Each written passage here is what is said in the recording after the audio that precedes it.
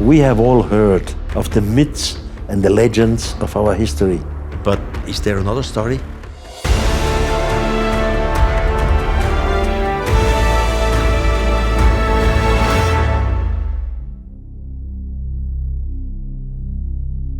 According to archaeology, the Great Pyramid was constructed by a pharaoh with the name of Cheops. Now, how do we know that Cheops was the constructor of the pyramid? Have you any inscriptions where he said, I did it? Do we have any sculptures? Do we have a mummy of Cheops? Nothing at all. 2,000 years ago, and even more, some of the historians at that time were in Egypt. For example, Diodorus Siculus, Strabon, Plutarch, Herodotus. They were all in Egypt roughly 2,000 years in the past. And they all were standing before the Great Pyramid. And they all asked the local priests there, who made this pyramid? And the local priest said, we don't know, because it was made before the Great Flood. So how do we come to the name of Cheops? Herodotus, the Greek historian, roughly 450 BC, he was for years in Egypt and he wrote 2 books about it. And in his 2 books, he makes clearly differences between the thing which he sees, which he smells, which he touches, and the things which are told to him. And in his 2nd book of history, he says, someone told me that the Great Pyramid was constructed by a tyrant with the name of Khufu. Khufu is the Greek word for Cheops. It's the same figure. So, only because Herodotus has come up with this name of Khufu, Cheops, archaeologists said, oh, now we have a name. All true, all the other historians, 2,000 years in the past, they say, no, it's wrong. Diodorus Siculus, who was a writer who published 43 books 2,000 years ago, historian books, he knew the books of Herodotus, of his Greek colleague, and he said, no, Herodotus is wrong. It was not Cheops who made the Great Pyramid. It was a pharaoh with the name of Saurit. Saurit is the same figure which the Hebrew society calls Enoch. Here we are again. Enoch was the first man who disappeared in a fiery chariot from the earth. Enoch was the 7th patriarch before the Great Flood. Now, ancient Arabian writers, you find the story, for example, in the book of Al-Mas'udi or Ibrahim Abdul al-Makrisi. They said it was not Cheops, it was Saurit before the Great Flood. But Saurit is the same figure which the Hebrew call Enoch, and Enoch was before the Great Flood. We have a real problem with the Great Pyramid. You see, the building is composed roughly of about 2.5 million stone blocks. Now, every technology needs a history. You have to learn how to move blocks, how to chisel them, how to cut them, how to transport them, etc. If we take Cheops as the constructor of the pyramid, Cheops' father was Snorfu. His grandfather came directly out of Stone Age. There were no time, history, evolution of technology before the Great Pyramid. If we accept Enoch, yes, because Enoch was taught by the extraterrestrials in construction and all kinds of things. Now we really have a problem. You see, technology, human technology, needs an evolution. We, for example, our forefathers, they learned that you need a stick so that you can hold the animal a certain distance. Later they learned how a bow, a spear appears. They learned slowly that there are hard stones and soft stones that you can chisel. They learned evolution in technology. Now the pyramid of so-called Cheops, inside has different shafts and rooms. In the meantime, due to our modern knowledge, we know there is at least 1 kilometer of shafts inside the Great Pyramid. That means planning. Planning means engineering design. You have to calculate.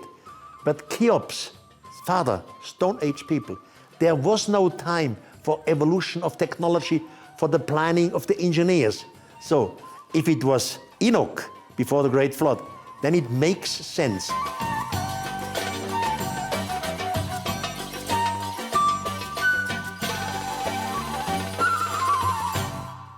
Al-Makrisi, Ibrahim Abdul al-Makrisi, an Arabian historian, says that inside the pyramid and under the pyramid, there we would find thousands of books written by Enoch for the future of mankind. In our time, grace to modern technology, we find always more rooms in the pyramid and under the pyramid. So we localize them. Now the critics may ask, okay, if we know what these rooms are in the pyramid, why don't we go there and open it? Because you cannot. The shafts which lead to the rooms are very small, about 14 centimeters on one side. So you cannot grab in there. It's not possible. You need modern technology to go in there. And this modern technology is used at the moment.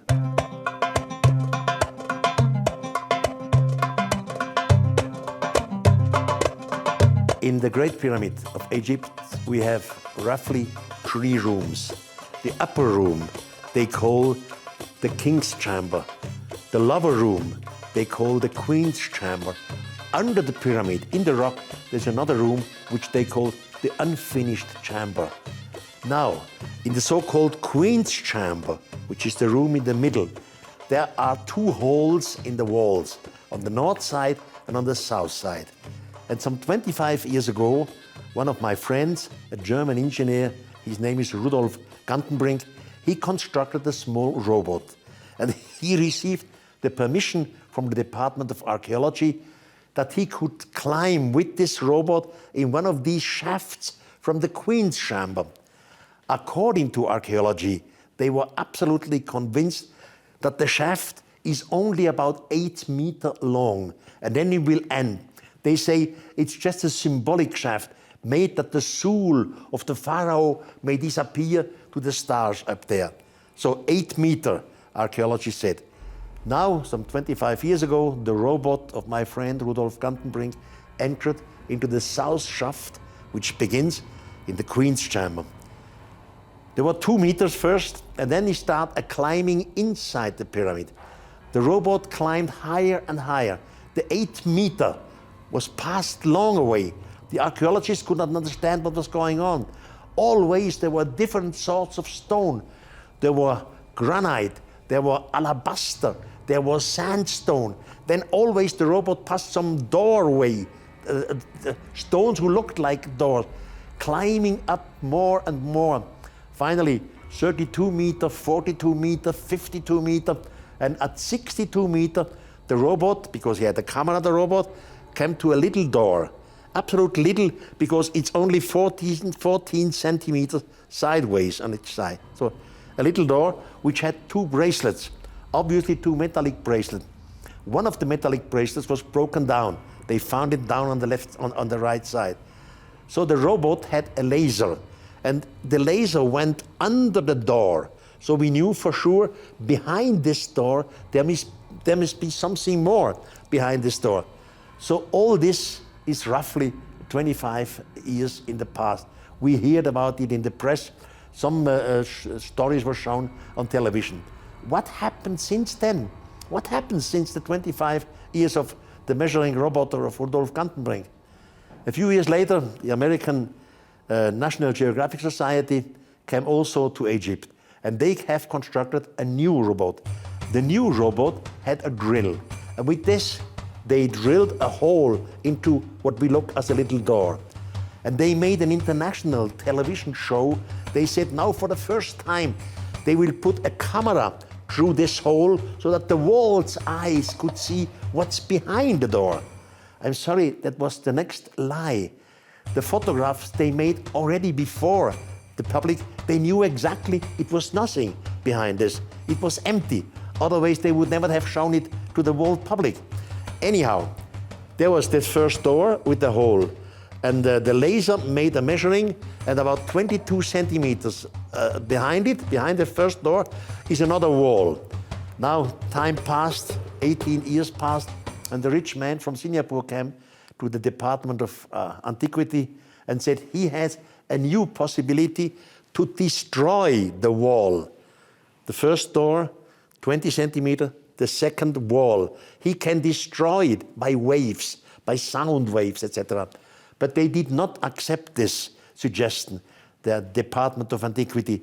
Finally, they gave him permission to make a very, very small hole into this wall, but only so small that you can pass through with an endoscope. You see, with an endoscope you go into your body. Now, of course, this small hole was drilled into the wall, and they put this camera of an endoscope through it. An endoscope made hundreds of photos. The computer put these photos together. And what's behind it? The next room. Again, that means technology. Technology means planning.